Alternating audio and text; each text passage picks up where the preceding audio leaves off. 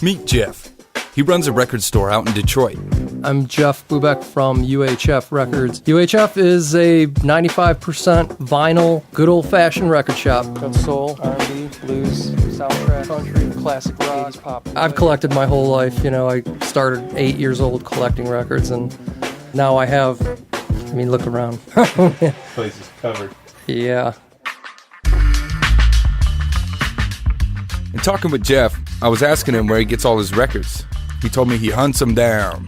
He'll buy from collectors, go to estate sales. I've gone to storage auctions before, long before the Storage Wars and Pickers or any of those shows that are on now. It's nothing like that, really. For the most part, there's garbage out there. And then Jeff told me a story about one of his best finds in his decades of collecting. It started off when Jeff got a call from a woman who owned a storage locker. Apparently somebody was years behind on rent and left behind a unit filled with records. So Jeff went and checked it out. There was probably 6,000 records in there. Tons of 70s jazz. Really a lot of off-the-wall obscure stuff, There was a little bit of everything in there. Boxes upon boxes stacked up. There was stuff that had gotten wet, stuff that actually had black mold growing on it. It was just, It was a mess. But in looking through all the records, he saw some stuff that was worth investing in and bought them, and then paid to have them stored in the locker for a couple more months. And one particular day, I went to the storage bin to pick up some boxes, and I noticed a tub in the back of the storage bin. And I opened the tub, and it was just full of cassettes. It was just, mixed tapes, homemade tapes, And then there was some junk mail in there. All of the junk mail had the name Yancey on it. Maureen Yancey, and there were some pieces that said James Yancey. Didn't think twice of it. Another few days had passed, and I have no idea why I did it, but I Googled James Yancey. The first thing that popped up was the Wikipedia page for J. Dilla, producer extraordinaire. If you're not up on J. Dilla, the man is a legend. He was a producer behind tons of classic songs for artists like The Far Side, A Tribe Called Quest, De La Soul, Common, Busta Rhymes, Erykah Badu. In hip-hop circles, he's thought of as one of the greatest of all time.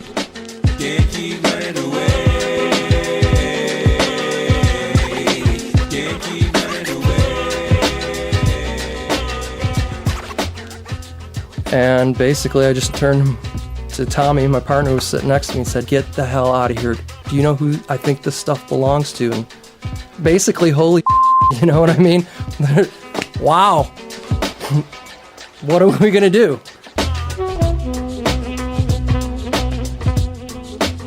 In 2006, Dilla passed away from complications from lupus.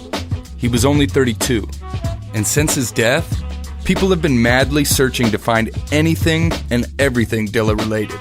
So to find Jay's personal record collection, it was huge, because in it would be the records that Dilla had sampled and turned into hits. The phone started ringing. There were calls. It was like instant backlash. Everyone wanted it, but then they also had a problem with me. What business does he have selling Jay's stuff? You know what I mean? That's what it was. Who the are you? People were going crazy over Dilla's record collection. But remember how Jeff said that there was a bunch of cassette tapes? I opened the tub and it was just full of cassettes. Some of those tapes Dilla had recorded on. They had titles like Beats and Rough Ideas, hinting at unreleased music. A beat tape from Dilla? That's gold. Yeah. Private collectors, fans, people were offering him tens of thousands of dollars to get a piece. I'm human and I seen dollar signs for a minute. Even if I didn't take the offer from them, I could have, put a cassette at a time up on eBay and probably made, loads of money. A record label called him. We understand that you found tapes containing J. Dilla's music. That content of those tapes is our property. You'll be compensated for it, but we're coming to get it. It wasn't cool. I mean, it was chaos, and I was like, I wanted to do nothing but crawl under a rock, you know what I mean? Step back. I'm not taking calls.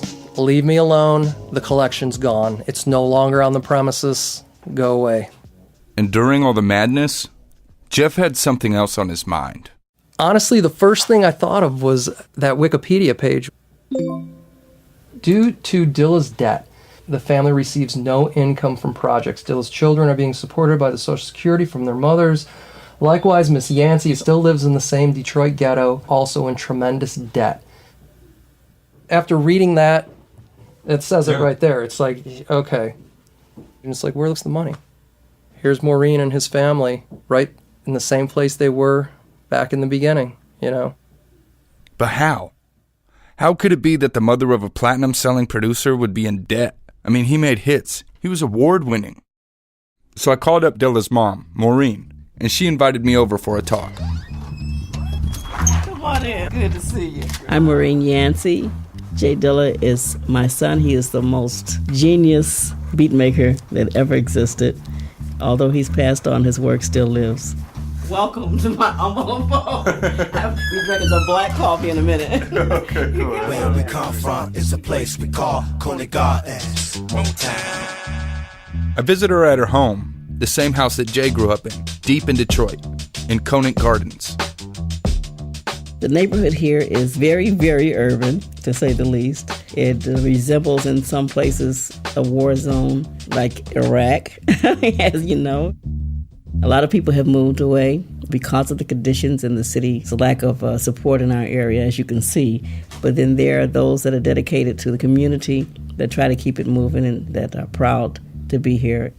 Maureen told me that the last couple years of Jay's life were mostly spent in the hospital, fighting his illness. Maureen stayed with him, helped nurse him. But while he was in the midst of all this treatment... That a payment was late, and the insurance company did not honor it. And even though it might have been a day late, it didn't matter. Being an insurance company that's in it for profit, they dropped him. Because it had been like 4 years worth of this sickness going on. You know, he was so ill. Of course, they didn't want to pay for every hospital stay that he had. The last 9-10 months, everything was out of pocket. Every hospital stay, each bill averaged $250,000. That was a bi-monthly bill. That's $250,000 twice a month. And that's not including flying out specialists or doctors or prescriptions. Dilla's illness was very expensive, and soon he fell into debt. And when Dilla's funds were gone, Maureen stepped up. I didn't care what it was. I was going to sign my life away for them to give him all of the care that he needed, which I did in certain instances, because when he didn't have insurance, I signed off on a lot of that. They said, well, you know, you'll be responsible. I did not care. I said, well, if I had to scrub hospital floors to work it off, you know. So you went broke? Oh, yeah, had to. It's my son. Maureen gave up near everything. She sold her house, closed down her business, all the while hoping Jay could beat the sickness and get back to the work he loved. He lived for music. I mean, the man was a powerhouse. Even when his health didn't improve, Maureen with some friends set up music equipment right in his hospital room, and he worked. It was there that he created his last album, Donuts. Okay. There comes a time.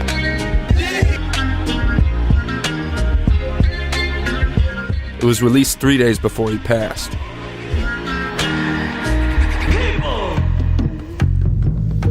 People, the time has come.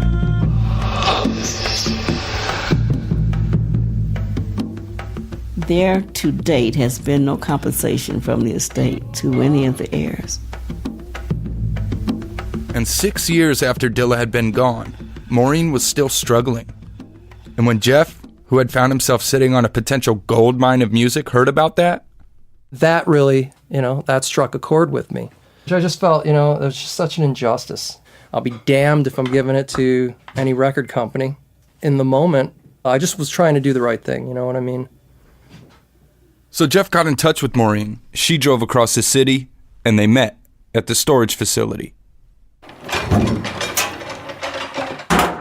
And he unlocks this, like a garage, door. Went back into the bin and pulled the tub out from the back, and He just shows me the bin, said it was too heavy to lift. And so I'm looking, and I'm like, what in the world, and I popped open the lid. And it was silence for a few minutes.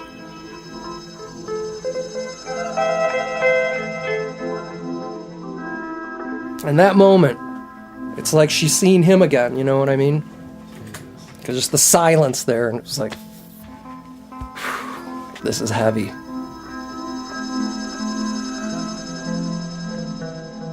When I saw my son's handwriting,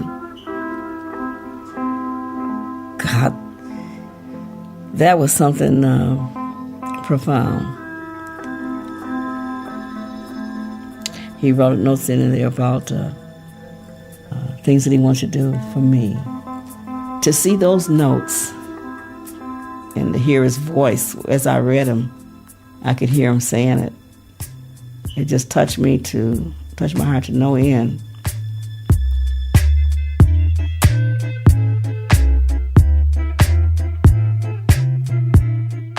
It was her son's stuff, I told her, take it with you. It's yours. Take it. I gave her a hug, and, she was thrilled. It felt really good that she had it again. It was like, yeah, back in the right hands. And though some of them looked like they'd have some of Dilla's music on them, most of the cassettes, well, they were just regular tapes, like you used to be able to buy at the store. Today, you probably wouldn't pay 10 cents for them at a flea market. But in talking with one of Dilla's close friends, Frank Nitt suggests, I think you better listen to them because your son hid a lot of music in his tapes. Maureen sat down, loaded up the tapes, pressed play, and If they do something wrong, they don't get sued. I was blown away. My mouth dropped from the very first one. It was stuff on it that we had never heard before. Turn it up, baby. I didn't expect to hear his voice in any of the music. You see me do it, I do it, do it. He's not sick. He's not suffering. And he's just live to his fullest capacity. on the hundreds of cassettes that Maureen now has, Dilla had left music, and lots of it.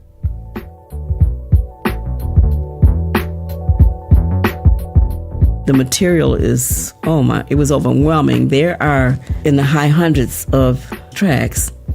Hours and hours and hours of unreleased Dilla music was found on the cassettes. And along with some studio master reels, Maureen says there's enough material for never-before-heard music to be coming out for years.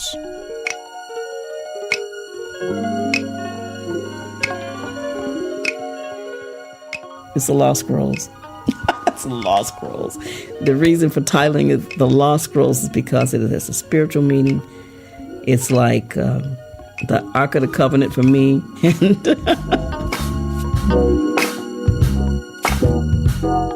I was invited to hear the coveted Lost Scrolls. Now trust me, these recordings are well guarded, but Maureen let me record a small piece of our time listening together. So how does it feel to be listening to this music? I feel simply wonderful listening to my son's creations. It's none like it. He is the master, and my heart is happy. My ears are happy, you know. I can feel his soul in his music. Dilla was my backbone, my support, because we had a bond that was so special with our love for music and our desire to help the other one get to where they wanted to be in this world. We already were close, and then nursing him in California, we were more one than ever. So when he left, I was standing alone. I never mourned normally, not knowing whether to be angry or to cry. I couldn't cry. I hadn't shed a tear. At his funeral, I didn't cry.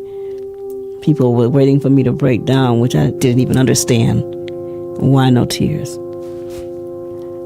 I was in denial of everything, and I just had this void.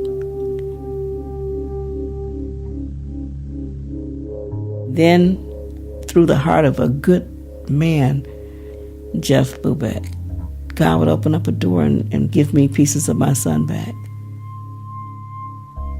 It was held back for this time. It wasn't meant for me to have it before now. And it brought back what Dilla said to me in California. He was in a wheelchair. He grabbed my hands, both of them. And he said, I want to thank you for all that you have done. And I want you to know you're going to be all right. I promise you. You're going to be all right. You know. How are you doing? You okay? I'm Take fine. a break? No. No? It's the first tear. I guess I needed that. I think it's the first one since he passed.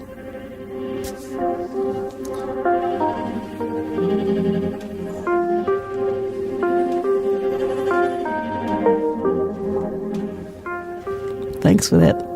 Let me turn that water faucet on. Because I always hold it back.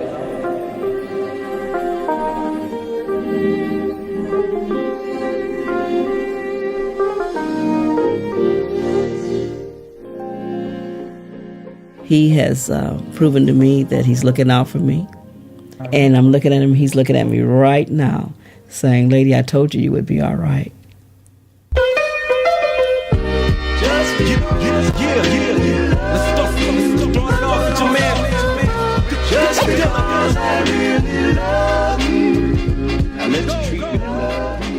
Maureen Yancey has begun releasing the music found on the tapes, the Lost Scrolls, as she continues her work with the J. Dilla Foundation to raise awareness about lupus and inspire young people around the world.